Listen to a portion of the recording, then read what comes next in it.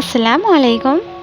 আমার চ্যানেলে তোমাদের সবাইকে আরও একবার ওয়েলকাম জানিয়ে আজকের ভিডিওটি শুরু করছি।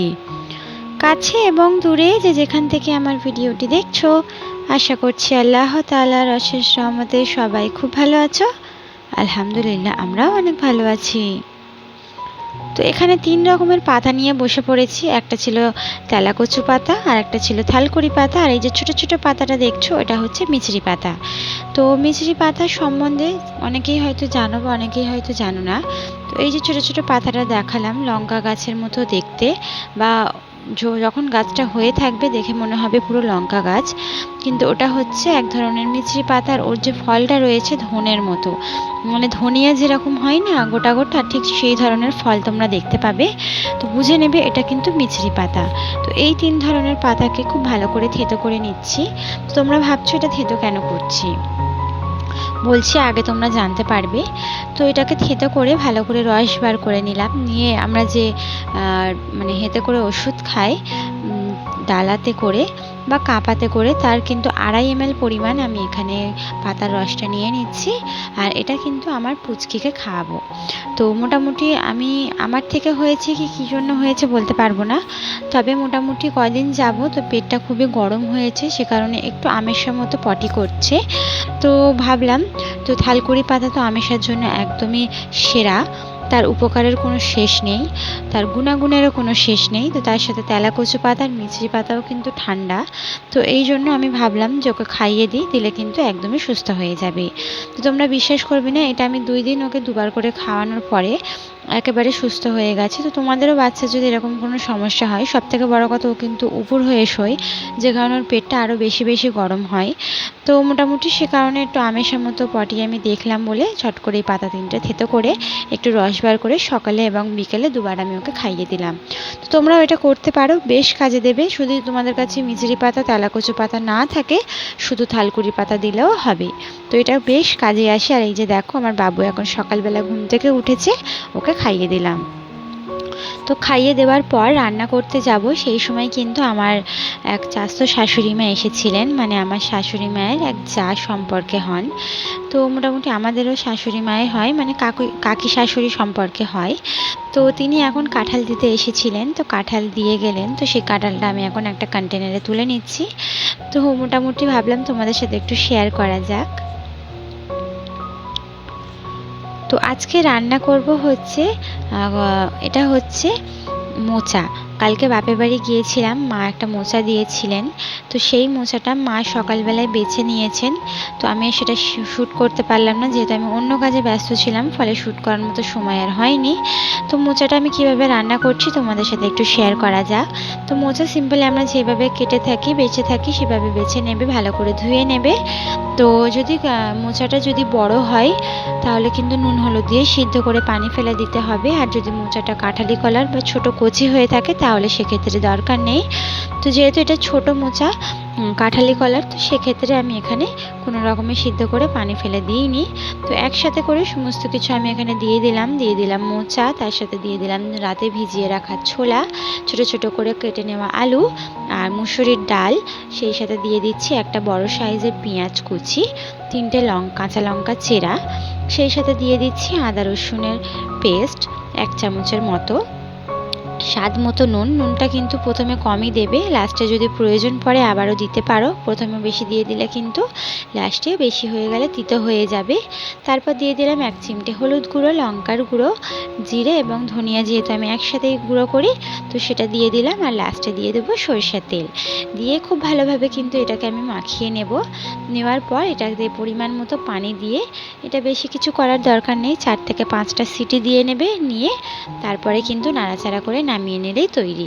তো মোচা রান্না কিন্তু অনেকেই রান্না করতে পারে না, বা অনেকেই হয়তো খেতে চায় না, বাছতে হবে, অনেক সময় লাগে, ঠিক কথা।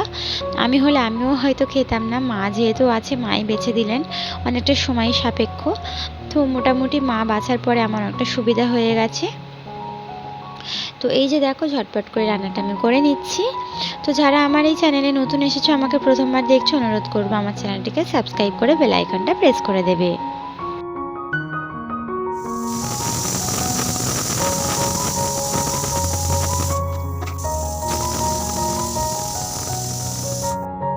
তো 4 থেকে 5টা সিটি দেওয়ার পর মোটামুটি আমি এখানে 5টা সিটি দিয়েছি।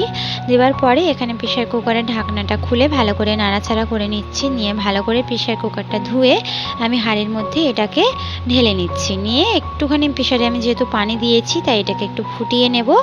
নেওয়ার পর কিন্তু এটা একেবারে তৈরি হয়ে যাবে। তোমরা চাইলে এটাকে ফোড়নও দিতে পারো, রসুন ফোড়ন দিতে পারো, শুকনো লঙ্কা তেজপাতা ফোড়ন দিতে পারো। তবে সেক্ষেত্রে আমি বলবো আদা রসুনের পেস্ট যেহেতু আমি এর মধ্যে অ্যাড করেছি, তো সেক্ষেত্রে এর মধ্যে কোনো রকমের কোনো ফোড়ন দেওয়ার প্রয়োজন নেই। তো মোটামুটি দুপুরে কিন্তু এটা দিয়েই আমাদের খাওয়া হবে, মানে এই যে মোচা ডাল দিয়ে এটাই রান্না করেছি। আর সেই সাথে যেহেতু এখন কোরবানির ঈদের পর এখন তো বাড়িতে মাংস রয়েইছে, তাই আমি কিন্তু কাবাব ভেজে নিয়েছি আর সেই সাথে মোচা রান্না।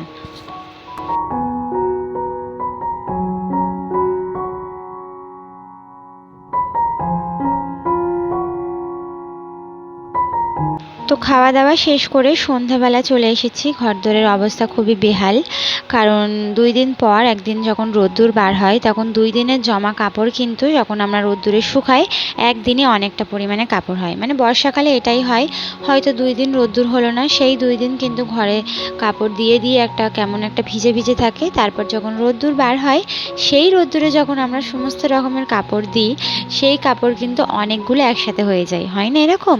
তো সেগুলো গুছাতেই এখন বসেছি। পুচকিকে এখানে মাঝখানে বসিয়ে দিয়েছি, ও আমাকে দেখছে আমি কি করছি না করছি। মোটামুটি ও এইভাবেই বসে থাকে আর সেই সাথে আমি আমার কাজগুলো ঝটপট করে করে নিই। তো এখন সমস্যা হবে না, যখন ও আরেকটু বড় হবে, হামা দিতে শিখবে, হাঁটতে শিখবে, তখনই আমার সমস্যা হয়তো শুরু হবে। কোনো কিছুই কোনো জায়গা মতো থাকবে বলে আমার মনে হয় না। তো যাই হোক, আল্লাহর দিন আল্লাহ ঠিক পার করেই দেবে। এইভাবেই কিন্তু দিন বেশ কেটে যাচ্ছে আর আমি বেশ ভালোই আছি।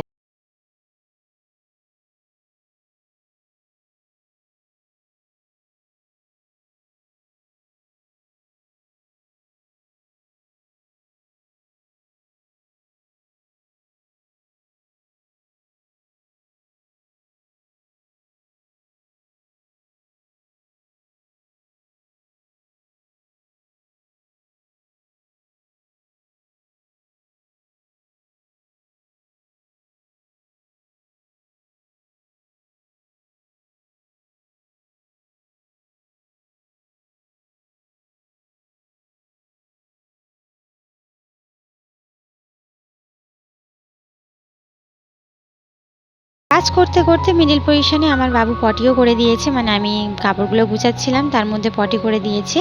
তো পটি করার পর মোটামুটি ড্রেসটাও চেঞ্জ করে দিয়েছি, জামাতে পটি লাগিয়ে দিয়েছিল। তো এখন ওকে আমি ওষুধ খাইয়ে দিচ্ছি। এই যে পটি হচ্ছিল তার একটু ওষুধ আসছিল, তো ভাবলাম একটু খাইয়ে দিই। তো সেই ওষুধটাই এখন ঝট করে খাইয়ে ওকে দোলার মধ্যে শুইয়ে আমি বিছানাটা গুছিয়ে নেব।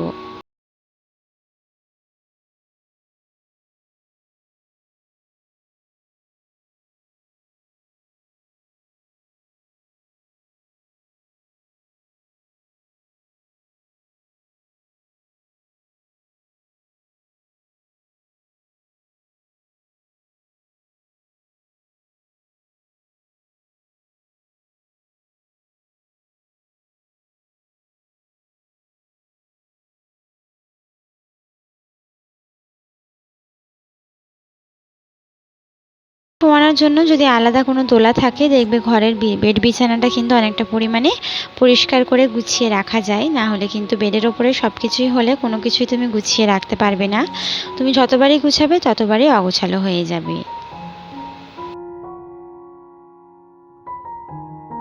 তো আজকের ভিডিওটা এ পর্যন্তই ছিল। আশা করছি পরবর্তী ভিডিও পর্যন্ত তোমরা সবাই সুস্থ থাকবে, ভালো থাকবে। আল্লাহ হাফিজ। আসসালামু আলাইকুম।